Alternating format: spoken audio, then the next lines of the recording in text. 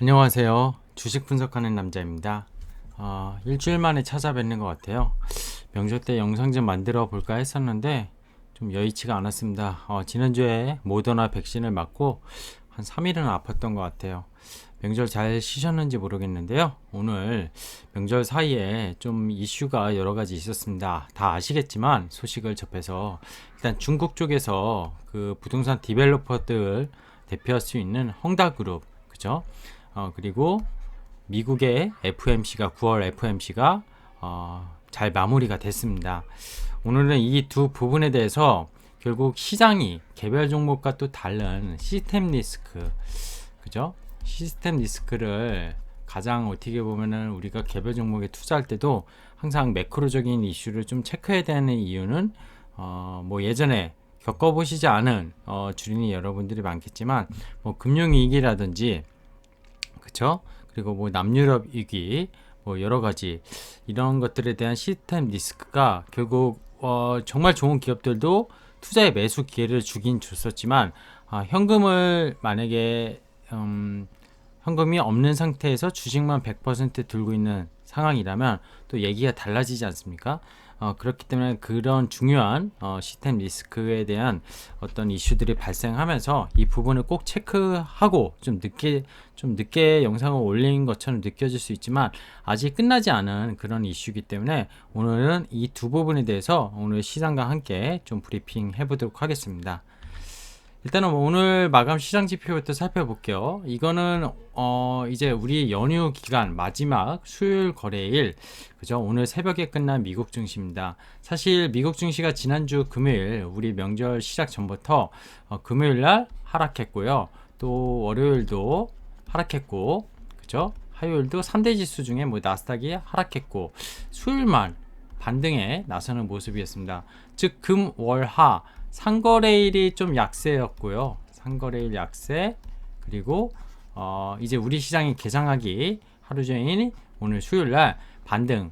이게 기술적 반등인지 FOMC가 뭐 시장에 예상되는 그런 결과치를 내놓으면서 뉴스가 다 나오면서 재료가 소멸되면서 오히려 증시가 반등을 한 것인지는 조금 더 시간적으로 좀 지켜봐야 될 문제인 것 같아요. 어쨌든 근데 미국채 금리가, 그쵸? 테이퍼링을 실시하겠다고 했고요. 11월에 미국채 금리가 10년물이 1.3% 레벨에서 그렇게 뭐 오르지 않았다는 거는 시장이 어느 정도 이제 선반영된 이 테이퍼링 이슈를 선반영 시켰고, 다만 금리 인상을 조금 빠르게 시킬 수 있다는 약간 시그널이 좀 점도표에서 연준의 점도표에서 나오긴 했었지만 이 부분 다 아직은 완전 고용과 미국이 연준이 원하는 완전 고용과 인플레이션의 어떤 상황을 보고 결정할 것이기 때문에 이 부분에 대한 안도감이 시장에서 이런 반등을 만들지 않았나 생각이 듭니다. 추석 연휴 기간 마지막 날에 또 오늘 이제 중국 증시가 어제 오후장에 반등을 나섰고 오늘도 헝다그룹이 15% 이상 종가상으로 급등하면서 마감을 했는데 여러 가지 이슈는 조금 이따 살펴보고요. 오늘 코스피는 어쨌든 이렇게 상거래일 연속 하락했다가 하루 정도 반등했지만 전체적인 총 합으로는 마이너스가 끝나는 미국 증시를 좀 따라가는 분위기였습니다. 하지만 상당히 선방했다 이런 느낌이었고요. 그 이유로는 시가총액 상위 종목들이 상당히 선방을 했습니다. 그래서 지수가 0.4%, 코스닥은 0.9% 떨어졌지만 하락 종목이 월등히 많았어요. 즉 삼성전자랑 코스닥에서 셀트리온 헬스케어 이런 시가총액 상위 종목이 강하다 보니까 몇 개 LG화학 이런 게 코스피에서 강했거든요. GM 니콜 부분 다시 LG 에너지 솔루션 거를 그렇죠? 수정해서 반영해서 공급하겠다 이런 소식들 LG 화학을 또 8% 가까이 급등시켰는데요. 시가총 5인 이런 LG 화학 그리고 1인 삼성전자 이런 것들이 시장 대비 워낙 강하다 보니까 체감은 되게 안 좋았는데 지수는 덜 빠졌다. 즉 괴리가 발생했다 이런 하루였습니다. 그래서 투자자 여러분들께서는 오늘 좀 힘들지 않았나 생각이 들어요. 하지만 중국의 헝다그룹 이슈와 그리고 미국 FOMC의 약간 더 매파적인 그런 발언들을 감안했을 때는 시장은 상당히 그래도 선방했다. 이런 결론을 내릴 수가 있겠습니다. 시장은 그리고 외국인이 장중 한때 코스닥을 뭐 파는 모습도 보였지만 종가상으로는 거래소 5,500억 그리고 코스닥 550억 원 양시장을 매수하는 모습이었고 개인은 팔자 그리고 기관도 팔자 코스닥은 기관이 소폭 사자 이런 모습이었습니다. 오늘의 키워드 투자 키워드 세 가지 꽂아봤는데요. 꼽아봤는데 걱정이 너무 컸다. 헝다그룹 20% 폭등했다. 오늘 원칙 완벽한 해결이 아니다. FOMC 회의가 끝났습니다. 우리 명절에 열렸었고요. 23일 오늘 새벽 시간에 발표가 나왔는데 예정대로 11월부터 테이퍼링 실시하고 빠르면 내년 7월 늦으면 내년 9월 정도에 이렇게 한 10개월 정도에 마무리를 지겠다. 이런 내용이고요. 불확실성이 제거됐을까?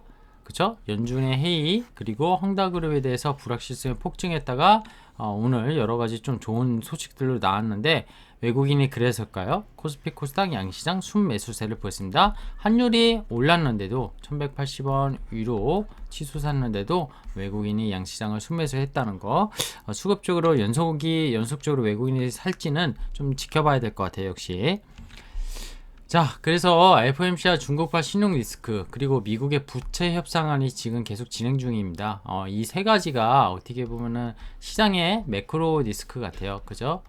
전체적인 거시경제 리스크 같고요.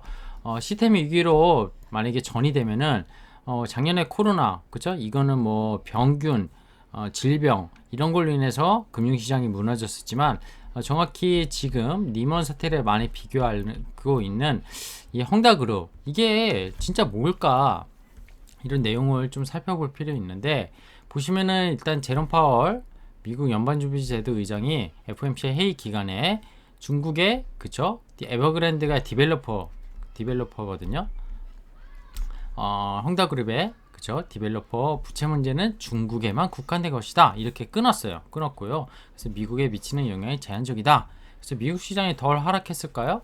그리고 일본 니케이 신문은 헝다그룹이 내년에 총 6개 75억 달러 상당의 회사채 상환 만기를 맞이하고 있는데 회사의 유동성 위기는 이번은 쉽게 뭐 어떻게 넘어갈지 모르겠지만 내년부터가 고비다. 약간의 좀 위기를 의식을 좀 발동하는 그런 기사를 썼습니다. 자, 그리고 테이퍼링 얘기인데요. FOMC는 테이퍼링 자산 매입 지금 월 1200억 달러를 국채랑 회사채를 매입하고 있죠. 모기지랑 회사채 그쵸? 국채랑 모기지 이걸 회사채는 제외하고요. 근데 곧이라고 발표했고 시장의 예상은 빗나가지 않았고 뭐 순이라고 표현했죠. 이거 국내 총생산 GDP 성장률 하향 조정했어요. 5.9%인가요? 그죠? 하향 조정했고요. 실업률은 상향 조정. 그래서 완전 고용과 인플레이션 이런 여러 가지들을 감안해서 테이퍼링 속도가 빠르게 진행될 것임을 시사했습니다. 고용이 델타 변이 바이러스 때문에 경제 성장률이 델타 변이 바이러스 때문에 조금 하향됐는데도 불구하고 테이퍼링은 수순대로 가겠다. 그리고 금리 인상 이 부분도 생각보다 빨라질 수 있다. 원래 23년부터 생각을 하고 있었는데 22년 뭐 빠르면 말 4분기부터 진행할 수도 있다. 이런 점도표에서 좀 예측을 할 수 있었던 것 같아요. 자, 그리고 미국의 부채한도 미국이 돈을 너무 퍼줬기 때문에 이미 그쵸 돈을 다 쓴 상황에서 부채를 늘려야지만 지금 뭔가가 재정을 계속 이끌어 나갈 수 있고 정부가 계속 정책을 인프라 정책부터 해가지고 끌어나갈 수 있을 텐데 그래서 뭐 법인세고 뭐고 이런 거 계속 인상시켜서 재원을 마련하려고 하는 거잖아요. 근데 미국 하원이 일단 12월 3일까지 연방정부에 한시적 자금 지원하고 부채 한도 적용 내년 22년 12월까지 유예하는 법안을 하원에서 통과시켰습니다. 민주당 의원 모두 찬성했고 공화당은 모두 반대해서 220대 211로 극단적으로 갈리는 모습이었기 때문에 이게 하원 통과된 게 상원에서 또 통과돼야 되는데 이 부분이 아직도 불확실한 상황에 있는 것 같아요. 그쵸? 이 세 가지가 결국에는 그래서 결국 이 FOMC의 테이퍼링은 이제 완전히 소멸됐다 이렇게 생각이 됩니다. 확정을 졌기 때문에 그저 11월부터 확정을 적인 상황이기 때문에 곧이라고 한 건 다음 FOMC의 회의 10월에는 FOMC의 회의가 없으니까 11월 2일 3일인가요? 11월 2일 3일 요때 테이퍼링 시작을 하겠다고 거의 선언했다고 보시면 됩니다. 근데 이제 금리 인상 이 부분은 아직 미약정인데 어쨌든 23년 초에 하든 22년 4분기 하든 이 부분도 테이퍼링이 마무리되는 뭐 7월 9월 그 이후에 진행한다면은 사실 뭐 시장의 예상 시나리오를 벗어나지 않았다. 그래서 이거는 제거됐다. 그죠? 제거됐다고 보고 있고요. 이 헝다그룹은 사실 아직 끝나지 않았습니다. 이 일본 니케이 신문도 신문이지만 이게 정치적으로도 많이 엮여 있어요. 뭐 정치적으로도 시진핑과 그 반대되는 세력이 좀 엮여 있고요. 그리고 이게 최근에 계속 시진핑 정부에서 뭔가 얘기하고 있는 국유화 이 문제랑도 좀 엮여질 수밖에 없는 것 같아요. 그래서 이 부분이 시장에 그죠? 시장의 변동성을 좀 크게 나타낼 수 있는 약간의 재료이긴 합니다. 재료이긴 하고요.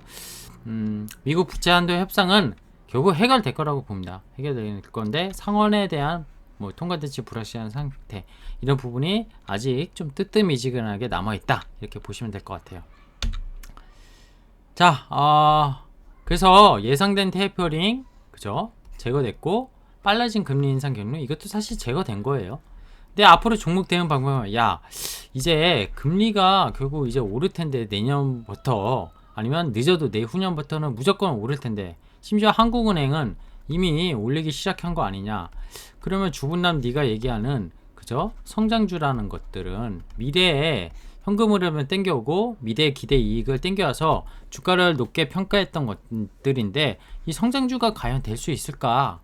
이거에 대한 고민을 좀 해봐야 되는 시기인 것 같아요. 그쵸?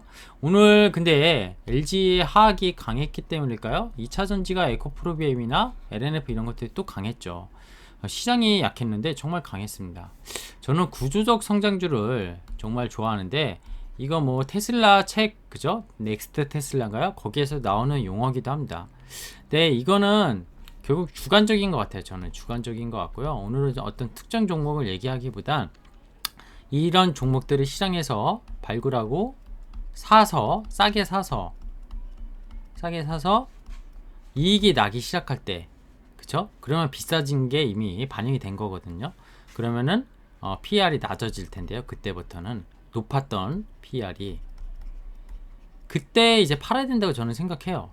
주식의 가치는 절대적입니까? 아니죠. 상대 피어 그룹을 비교 평가하는 잣대가 PER이잖아요.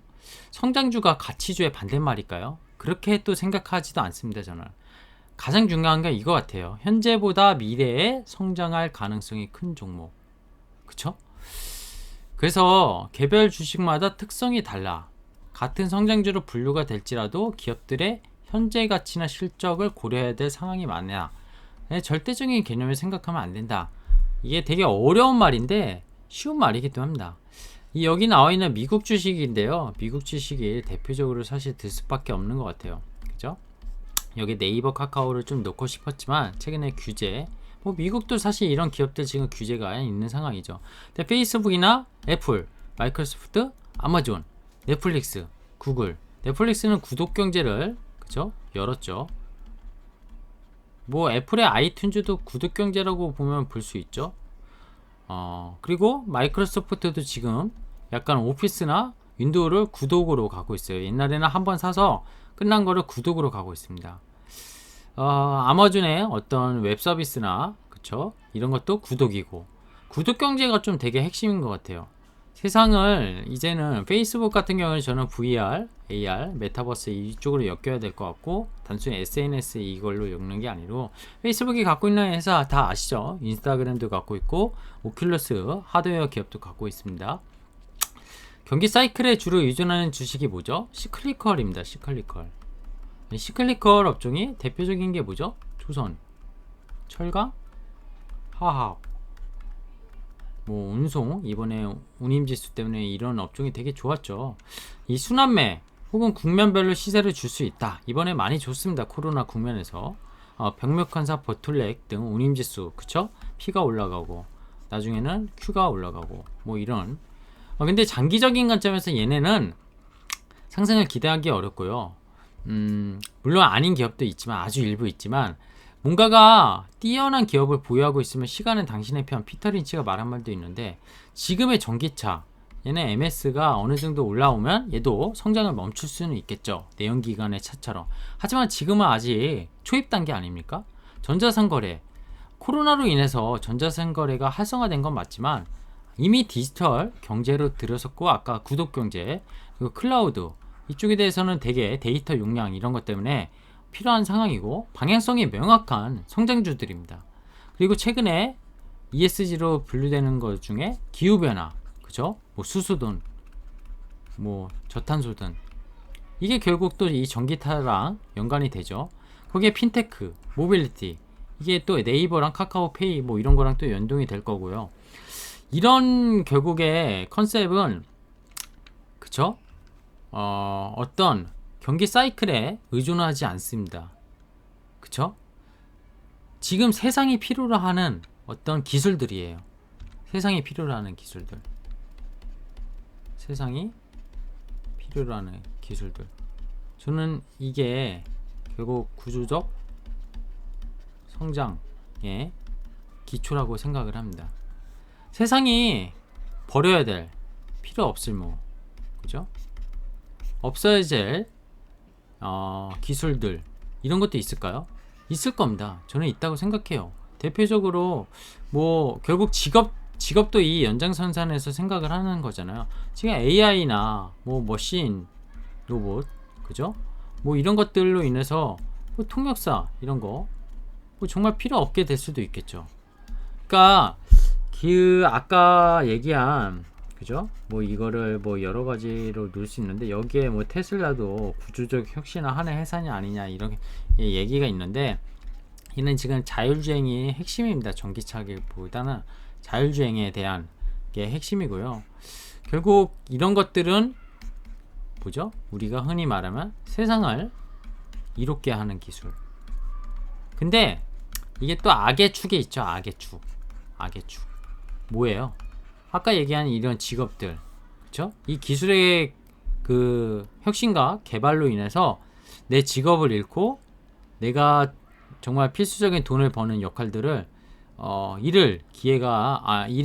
기회비용이 잃을 그런 손실이, 노스가 발생한다는 겁니다. 하지만 우리는 주식 투자자의 입장에서만 봤을 땐 정말 필요한 기술들이고, 가장 중요한 거, 세상에 필요로 하는 기술들을 추진하고 그런 어떤 기술을 갖고 있는 회사, 그게 저는 구조적 성장주라고 보거든요. 그래서 그게 뭔데 한다면은 결국 거기에 핵심은 반도체 쪽에서 지금 비메모리, 그죠? 비메모리. 오늘 뭐 테슬라 자율주행 칩인가요? 테슬라 자율주행 칩을 TSMC가 아닌 삼성전자가 맡게 된다, 이런 얘기가 뉴스에 있었습니다. 이게 진짜 사실이면요, 진짜 삼성전자 밸류체인에서 비메모리 관련된 밸류체인들 정말 눈여겨봐야 돼요.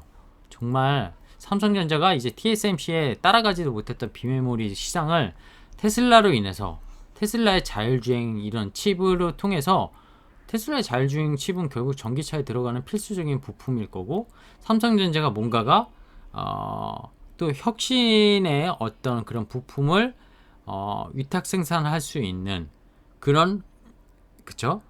모멘텀이 될 수 있다는 거죠. 반도체, 그리고 뭐예요? 다 아시는 헬스케어. 이게 당장의 이익이나 가시성은 안 보이지만 헬스케어는 구조적 성장입니다. 세상에 필요로 하는 기술이고, 이게 뭐 코로나 같은 게 백신이 이번에 가장 중요하고 치료제도 가장 중요하지만, 이런 질병, 이런 것들이 정말 세상을 얼마나 어둡게 하는지 이번에 코로나가 단면을 보여줬잖아요. 이런 업종, 그리고 아까 말한 뭐 기후변화, 이게 클 텐데요. 친환경이죠. 친환경 관련주. 이게 거의 그 대표적인 게 전기차 밸류 체인 같은데요. 이런 것들 뭐 수도 없이 생각하면 많습니다. 수도 없이 생각하면 많고요. 이런 아이디어를 좀 머릿속에 정리하고 좀 종목들을 그 안에서 찾아보는 그런 게, 금리 인상을 하더라도 걱정 없이 투자할 수 있는 그런 기회의 요인이라고 저는 생각을 합니다. 그래서 지금부터는 지금 포트가 내가 없거나 포트가 있다고 하더라도 금리 인상에 취약한 그런 기업들은 좀 포트에서 좀 지워야 될 것 같고요. 그리고 금리 인상에 취약을 한 성장주라고 하더라도 이 회사가 정말 세상에 필요로 하는 그런 기업인다고 하면은 정말 포트에 담아두고 가야 되겠죠. 금리 인상 따위는 아래 공포의 따위는 그죠? 기업의 성장이 크다면은 이겨낼 수 있다. 그죠? 이겨낼 수 있다. 그렇게 생각합니다. 오늘은 좀 제 생각을 좀 정리를 해서 말씀을 드렸는데 좀 조금이나마 도움이 되셨으면 좋겠다 이런 말씀 드리겠습니다. 내일 또 벌써 금요일인데요. 내일 시장 브리핑, 내일은 그동안 일주일 동안의 시장 좀 HTS를 보면서 좀 정리해 볼 수 있는 시간을 갖도록 하겠습니다. 고맙습니다.